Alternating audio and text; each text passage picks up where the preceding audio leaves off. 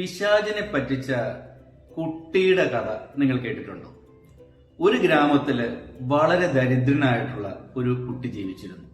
എന്നാൽ അവൻ അപാരമായ ബുദ്ധിശക്തിയുള്ള ഒരു കുട്ടിയായിരുന്നു. ഒരു ദിവസം ഇങ്ങനെ ഒരു കാട്ടിലൂടെ നടന്നു പോകുമ്പോൾ അവിടെ വെച്ചൊരു പിശാച് ഇവനെ ഭയപ്പെടുത്താൻ ശ്രമിച്ചു.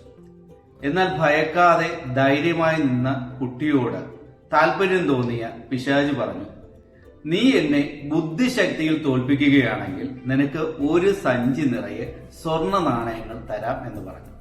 കുട്ടി ഈ പിശാചിന്റെ വെല്ലുവിളി ഏറ്റെടുത്ത് ചെയ്യാമെന്ന് സമ്മതിക്കുകയും ചെയ്തു.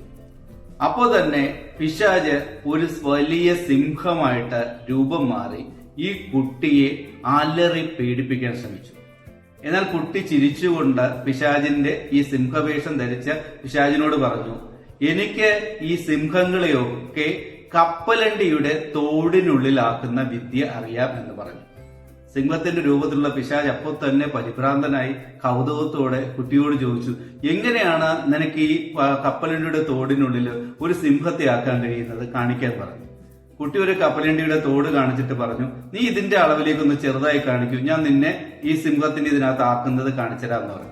കൗതുകം കൊണ്ട് സിംഹം ഈ കപ്പലണ്ടി തോടിനോളം വലിപ്പത്തിൽ ചെറുതാവുകയും കുട്ടി ഈ സിംഹത്തിനെ ഈ കപ്പലിന്റെ തോടിനുള്ളിൽ വെച്ച് അടയ്ക്കുകയും ചെയ്തു. അത് കഴിഞ്ഞ് ഈ പിശാച് വളരെ വലിയ ഒരു പക്ഷിയുടെ രൂപം ധരിച്ച് ആകാശത്തിലേക്ക് പറന്നുയർന്ന് ഈ കുട്ടിയെ കാണിക്കാൻ ശ്രമിച്ചു.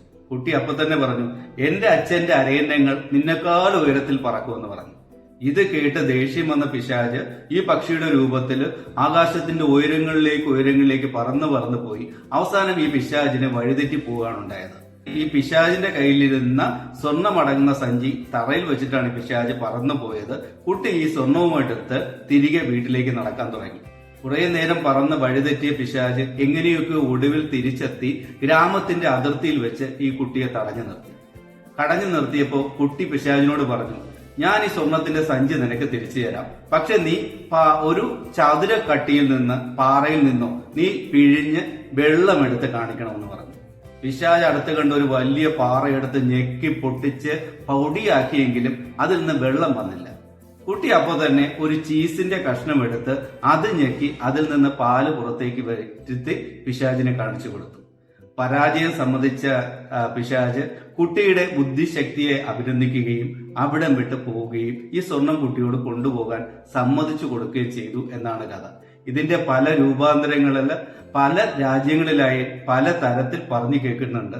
ബേസിക്കലി ഇതാണ് കുട്ടി പിശാചിനെ പറ്റിച്ച കഥ.